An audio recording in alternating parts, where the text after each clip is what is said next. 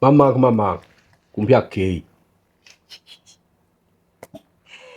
Attends, frère, toi qui, toi qui connais un peu les choses, de la spiritualité et tout le reste là, il y a un sujet que j'ai envie de te partager là. Voilà. Parce que j'entends les gens dire la place de la femme, c'est à la cuisine. Mais moi, à mon petit niveau, j'ai l'impression que le sens dans lequel on nous emmène la place de la femme, c'est à la cuisine là. J'ai l'impression que les gens ne comprennent même pas ce qu'ils racontent. Parce que quand on regarde un peu la place que la cuisine occupe dans la maison, ce n'est pas n'importe quelle place en fait. C'est quand les gens en parlent, on discute, c'est net pour dénigrer la femme, quoi, pour dire qu'en fait, être à la cuisine, c'est une activité moindre que les autres. Excuse-moi, je ne te coupe pas la parole. Par contre, moi, je ne comprends pas ça comme ça. Ok, Tu comprends? ok. Quand j'écoute la place de la femme sur la cuisine, je ne comprends pas que c'est pour dénigrer la femme, tu vois, en disant que la cuisine, c'est rien, c'est banal. Non, moi, je comprends que c'est une forme, c'est une métaphore Mhm. pour faire comprendre aux gens que la femme ne doit rien faire à part s'occuper de la maison. Tu comprends? Ouais, S'occuper de la maison, des tâches ménagères et tout, de préparer la nourriture à son mari, voilà, à ses enfants. Tu comprends? ouais, Alors que chez nous en Afrique, c'est totalement le contraire. ouais. Tu comprends? Chez nous en Afrique, chez nous les Bantous, oui, que ce soit Bantou, Kémite ou peu importe. Non, c'est sérieux. La place de la femme n'est pas seulement à la cuisine. Ouais. Voilà. Bon, du moins, pour dire que ce n'est pas un truc à rigoler. Non, c'est un truc très sérieux. Voilà. Parce qu'il faut d'abord savoir la cuisine, c'est quoi? Ouais. Qu'est-ce qu'on y retrouve? Mm. Et pourquoi c'est la femme qui est là-bas? Bah si. Bah si. Ah non, là on a commencé à dire les bassines, là, après on va nous dire que nous sommes les Nganga. Non! Donc, Mais comme tu as parlé de Bantou, et voilà. après, voilà. Donc, à l'époque, chez nous en Afrique, Mhm. la maison n'était pas constituée du salon, de la douche, de la cuisine, Ah, de la ça? terrasse. Bon, moi, je savais pas ça. Voilà. Tu comprends? Ouais. Voilà. À l'époque, Mhm. ce qui constituait un village, il y avait le toilette. Parce que le toilette, c'est le chef du village. Ok. Oui, il y avait le toilette. Ensuite, on retrouvait des huttes. Tu comprends? Des retoudous. Voilà, il y avait des huttes. Ouais. Et ces huttes-là étaient divisées. Il y avait la hutte spéciale pour la maison. La Ouais. maison, c'était entrée-couchée. Ouais. Comme tu vois la chambre. Ouais. Ce que les parents font la nuit, les enfants voient. Sans filtre, sans rideau. Ensuite, on retrouvait le corps des gardes. Ouais. Une autre hutte pour veiller, pour des cérémonies et consorts. Oui, Où on- il n'y avait que des hommes ou bien des femmes aussi. Non, il n'y avait pas que des hommes. Les femmes aussi arrivaient au corps des gardes. Ah, d'accord. Voilà. Parce que ce sujet porte souvent à confusion. Non, non, non, non. Au corps des gardes n'était pas réservé seulement pour les femmes. Le corps des gardes, c'est aussi pour les hommes, autant pour moi. Le corps des gardes n'était pas seulement réservé pour les hommes, c'était aussi pour les femmes. Parce qu'il y avait D'accord. des réunions, tu comprends? Il y avait des cérémonies qui interpellaient aussi les femmes. D'accord? Voilà. Et on retrouvait aussi la cuisine. La cuisine avec son fumoir à l'intérieur. Mhm. Mais dans cette cuisine-là, il y avait le feu. Aujourd'hui, dans nos cuisines modernes, le feu a été tamisé. Tu vas retrouver la bouteille de gaz, tu vas retrouver, on appelle ça comme vos histoires de blancs là. La gazinière. La gazinière, tu comprends? Mais à Oui. l'époque, il n'y avait pas ça. À l'époque, c'était le feu. Imagine que le feu est là où on dort. Pourtant, ce sont les huttes. Mais ça Ouais. va chauffer. On ne va pas dormir. Il y aura de la fumée. Ou ça va même brûler. Tu comprends? Voilà. Donc, cette cuisine-là a été considérée comme sacrée. Elle est toujours. Tu vas remarquer les personnes, nos papas, nos mamans, ou moi, par exemple, quand j'ai mon terrain, Mhm. il y a ma maison, mais tu verras qu'il y a toujours un espace où il y a la cuisine traditionnelle. Oui, C'est effectivement. significatif. Tu comprends? Voilà. Alors, cette cuisine-là, où la femme, cette cuisine-là, c'est un lieu de création. Parce que, Je me disais bien. voilà, cette cuisine-là, c'est un lieu de création. Lorsque nous disons que la place de la femme, c'est à la cuisine, effectivement, sa place est à la cuisine. Mais sa place n'est pas à la cuisine seulement en mode Cuisinière. cuisinière. En mode ménagère, en fait. Celle Merci. qui est là juste pour les besoins de la famille. Ah non, Alors qu'il y a tout un sens profond là-dedans. merci beaucoup. Merci de me prêter tes mots. Voilà. C'est pas une ménagère. Ouais. Tu comprends? Ouais. Voilà. Quand la femme, elle a la cuisine, c'est pas parce qu'elle est ménagère. La femme, elle est Dieu. Tu comprends? Voilà. La femme, elle est Dieu.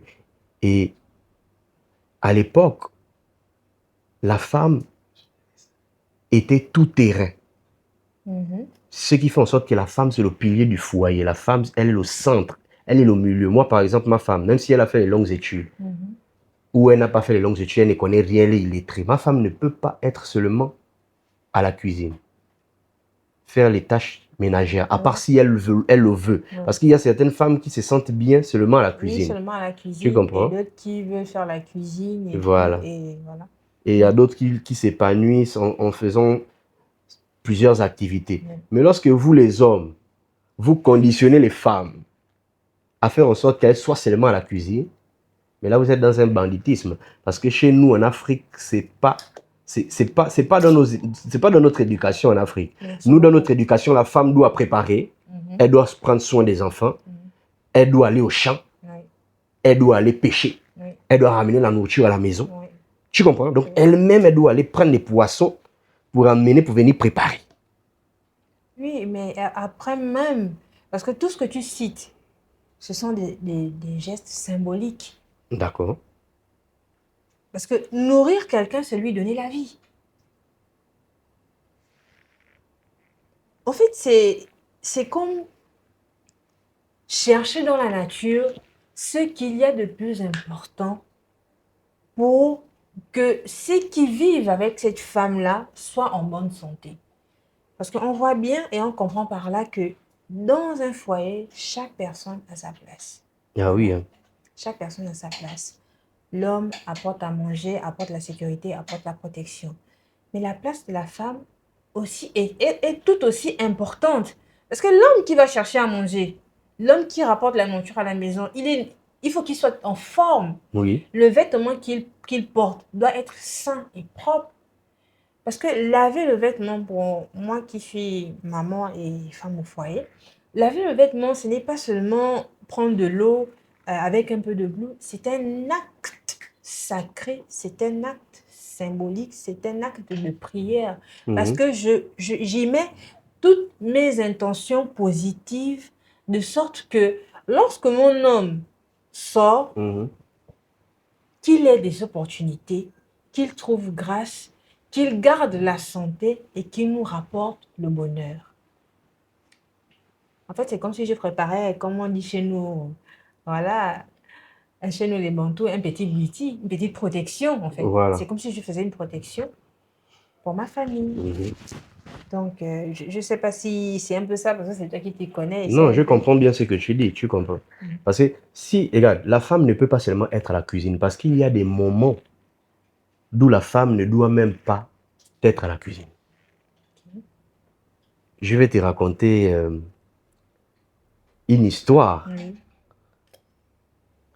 Il y a une histoire de certaines traditions endogènes qui parlent de ça, qui parlent de la femme. Qu'est-ce qui se dit dans cette histoire-là? Donnez-moi un peu d'eau, s'il vous plaît, parce que là, nous sommes en train de rentrer un peu quelque part. Ouh. Voilà. Merci, mademoiselle. Vous êtes très jolie. Yeah. Alors, cette tradition, l'histoire de cette tradition endogène-là, non, cette tradition endogène-là raconte l'histoire de la femme. On explique qu'il y avait, comprends bien ce que j'ai dit. On explique un mythe. Tu comprends? C'est un mythe. Il y avait un serpent qu'on appelait Nzambe. Et ce serpent-là était rentré entre les jambes de la femme. C'est un mythe, tu comprends? Alors, lorsqu'il est rentré dans les jambes de la femme, à l'époque, la femme, elle n'avait rien ici. Donc, il est rentré dans elle et il a mis sa tête vers la sortie.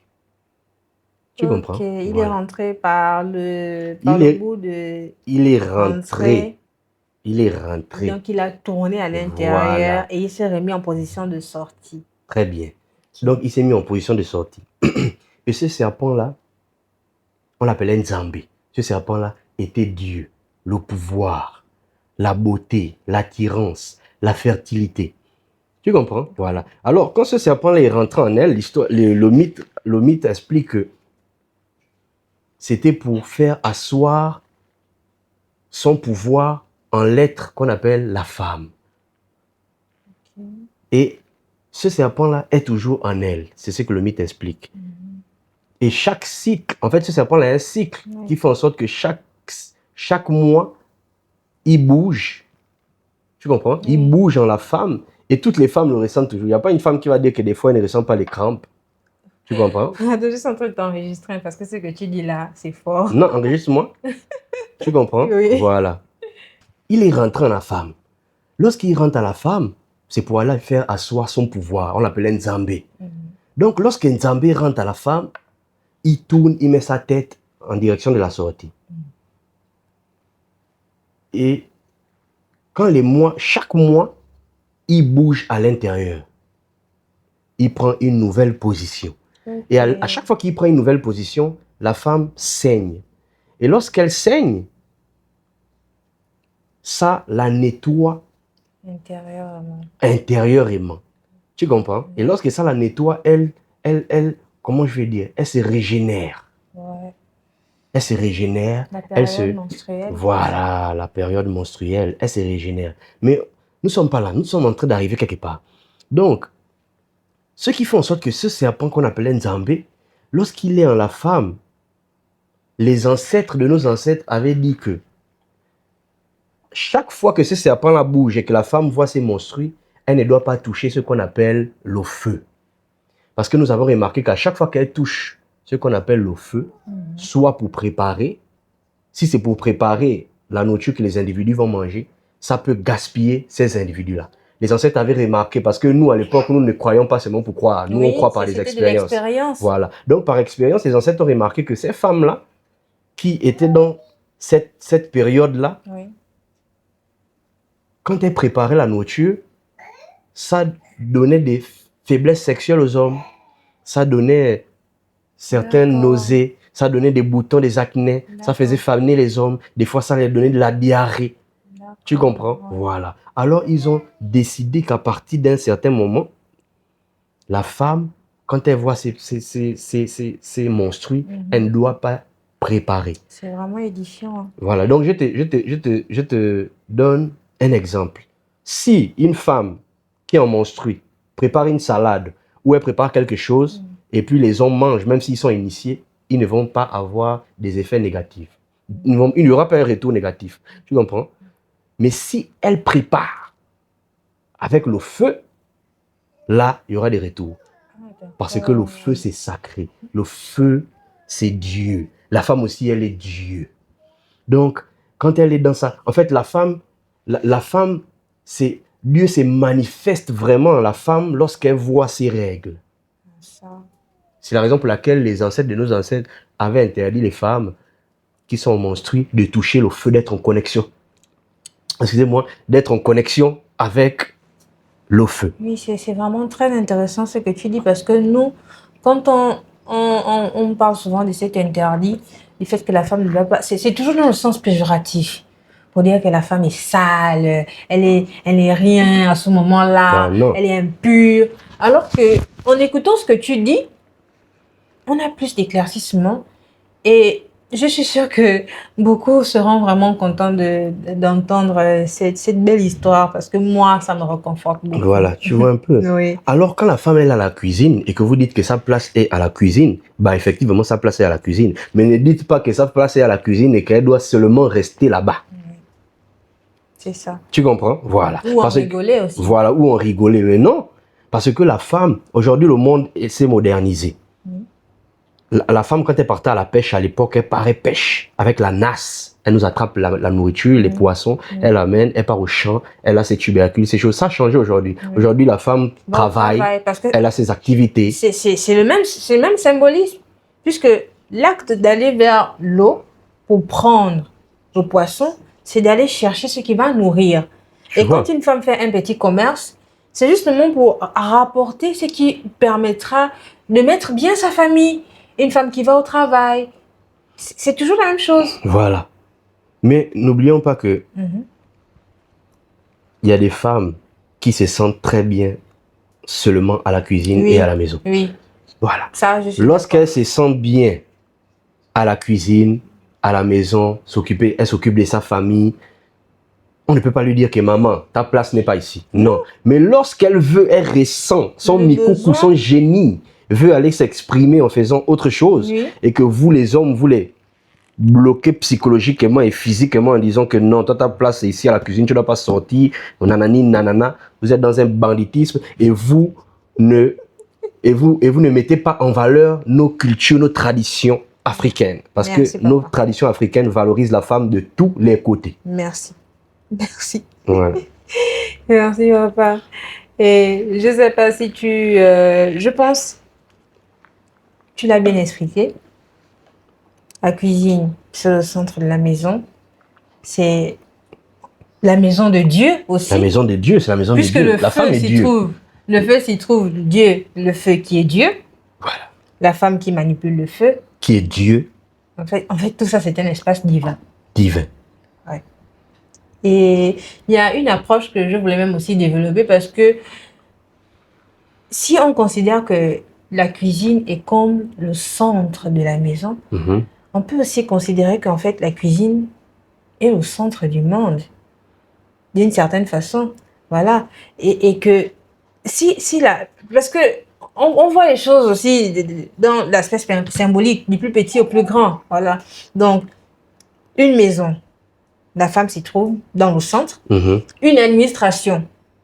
On peut aussi dire que dans une administration, en fait, la femme doit occuper cette place-là où il y a des grandes prises de position. Voilà. Puisque c'est son rôle. C'est son rôle. C'est son rôle en tant que personne divine, en tant que personne avertie, parce que une personne dont le rôle a été de manipuler le feu, donc d'être en contact avec le divin, c'est aussi cette personne-là qui est sous l'intuition de comprendre et d'apporter des solutions vis-à-vis de l'espace dans lequel elle se trouve. Très bien. Qu'est-ce que tu en penses? Déjà, je vais te poser la bonne question. Tu connais comment l'homme avait découvert le feu sur Terre? Bon, Est-ce que tu connais la personne qui avait vu le feu pour la première fois? bon, non, moi je connais pas. Dans certaines traditions africaines, on dit que c'est la femme. Ce sont les femmes qui avaient vu ça pour la première fois. D'accord? Oui. Voilà. Et elles ont expliqué ça aux hommes. Ça, c'est déjà pour te dire que la femme est toujours devant partout. Maintenant, pour revenir sur ce que tu es en train de dire, quand tu parles de lieu sacré, la cuisine, c'est pas seulement le centre de la maison. La cuisine est même le ventre de la maison. La cuisine, c'est ton ventre. C'est pas n'importe qui doit rentrer dans ta cuisine. Oui, C'est pas n'importe qui doit toucher tes assiettes, tes verres, tes cuillères, marmites. tes marmites. Attention. oui. La cuisine, c'est le ventre de la maison. Dans le ventre, qu'est-ce qu'on retrouve? Dans le ventre, on retrouve l'estomac. On retrouve presque tous les grands organes du corps humain. C'est comme tu vois la cuisine. Et qui garde là-bas? C'est la femme. Mais la femme, c'est carrément le cordon ombilical de l'univers. Tu comprends? Voilà, la femme, c'est carrément le cordon ombilical de l'univers. La femme, l'homme est sacré, mais la femme est 2 fois sacrée. C'est-à-dire que le ventre est un lieu sacré, hein, ton ventre. On te dit la cuisine, c'est le ventre de la maison. Oui. Ton ventre, là, physiquement, c'est l'endroit auquel se trouvent les grands organes du corps. Et on te dit que la personne qui gouverne là-bas, la personne qui garde là-bas, c'est la femme. Parce que c'est la femme, le roi, le chef de la cuisine. Tu comprends? Oui. Donc, c'est la femme, le chef du ventre. La femme, c'est le cordon ombilical.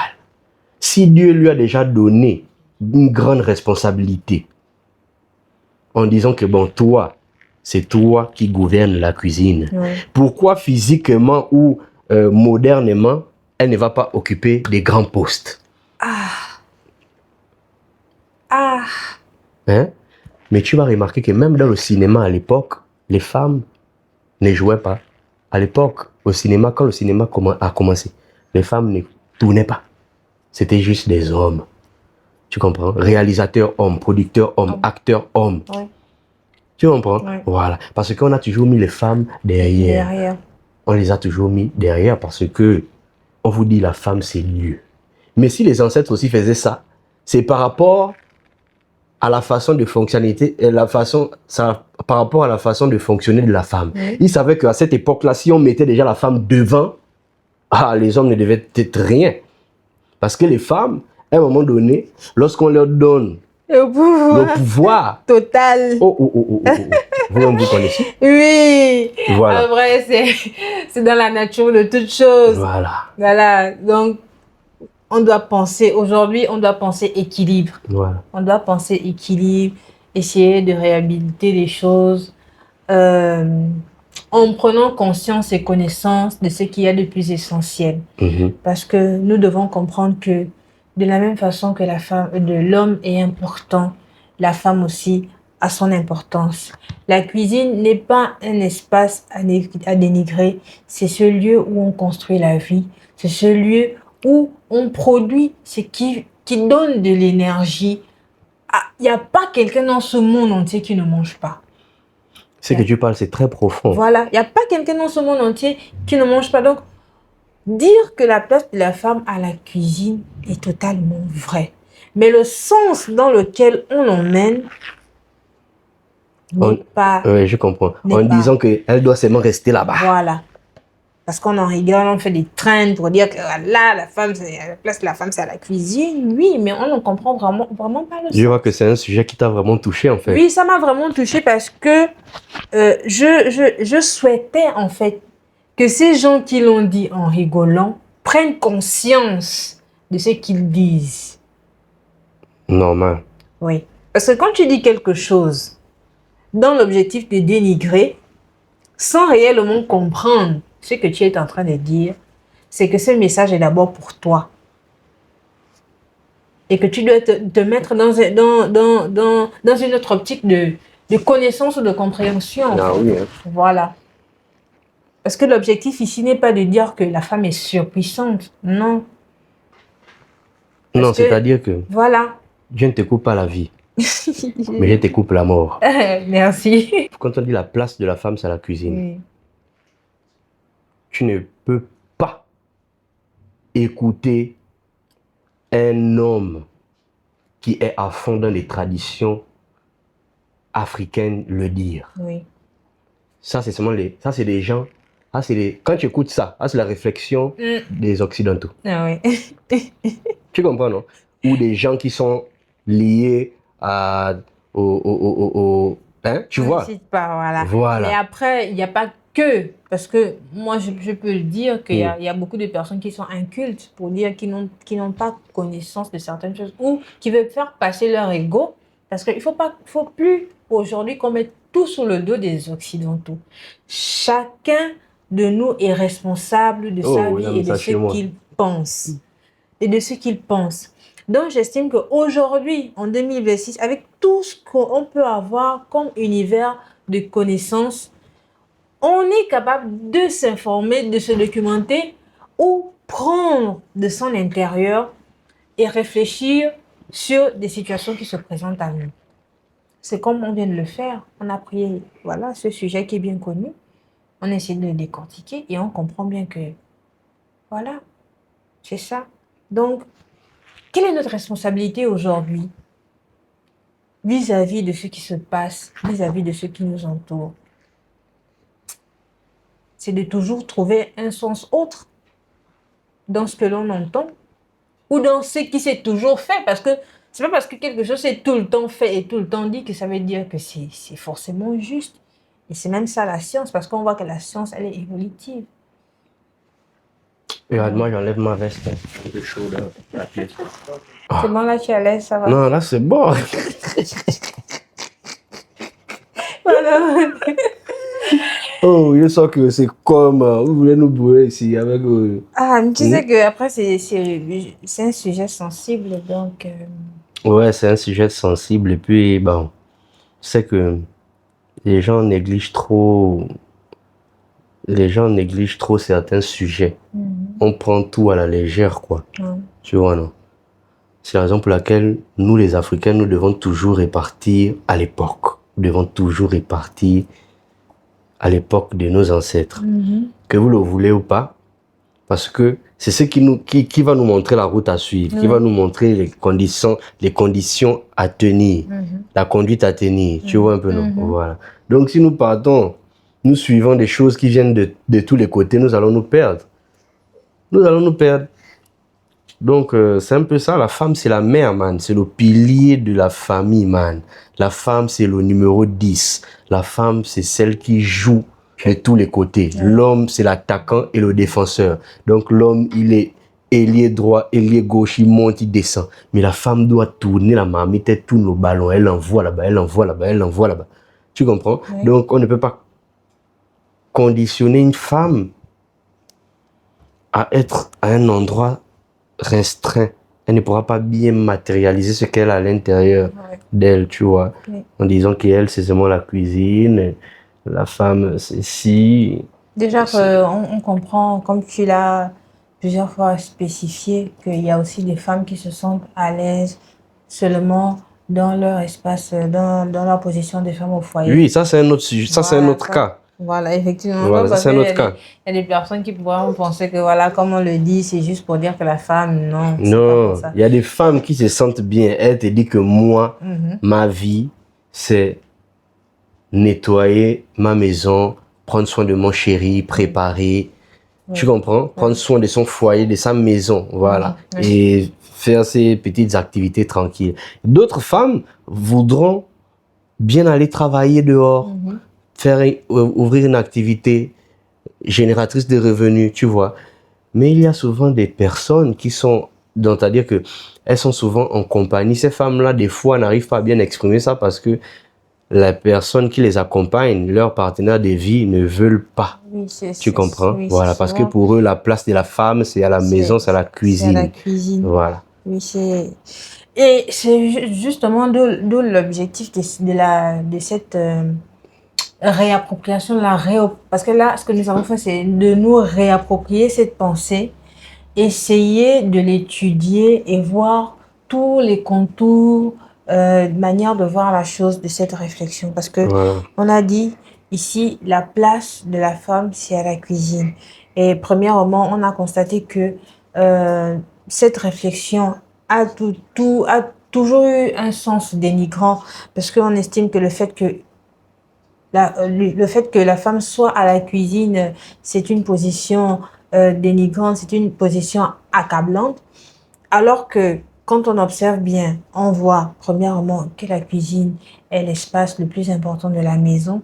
Donc la personne qui tient cet espace est tout autant importante. Ah oui. On est allé sur l'aspect culturel où tu nous as appris que la cuisine était un espace à part entière même dans la constitution d'un village. Et dans cet espace-là, on retrouvait ce qu'on appelle le feu, donc le feu qui est Dieu. Et la femme, par sa position d'être celle qui s'occupe de feu, est aussi actrice et voilà, c'est qui communique avec Dieu. Si je réitère bien. C'est qui manifeste même la présence de Dieu sur terre. Voilà. Et aussi, on a aussi compris que si on essaye de faire un retour au symbolisme, on va du plus grand au plus petit. On peut comparer l'espace de la maison comme notre société ou les différentes administrations qui s'y trouvent en disant que de la même façon que la femme a une place importante dans la maison, elle a aussi une place importante dans le jeu de la société, dans le jeu de la construction de la société, dans le jeu de la construction de nos administrations, par le fait que c'est un être sensible, par sa divinité, elle est capable d'avoir des intuitions autres pour le développement et la construction de notre société. Très bien. Tu comprends très bien. En fait, tu as un esprit ouvert. Hein? Tu as un grand esprit. Et tu dois continuer comme ça. Tu as compris? Oui. Non, je te parle d'un outil. Hein. Tu as un grand esprit. Tu as un grand esprit qui est ouvert. Et si tu continues comme ça, tu iras vraiment loin. Okay, tu as compris? Ouais. Parce que tu comprends bien la chose dans sa profondeur. Parce que c'est comme tu dis, la femme, elle est tout terrain.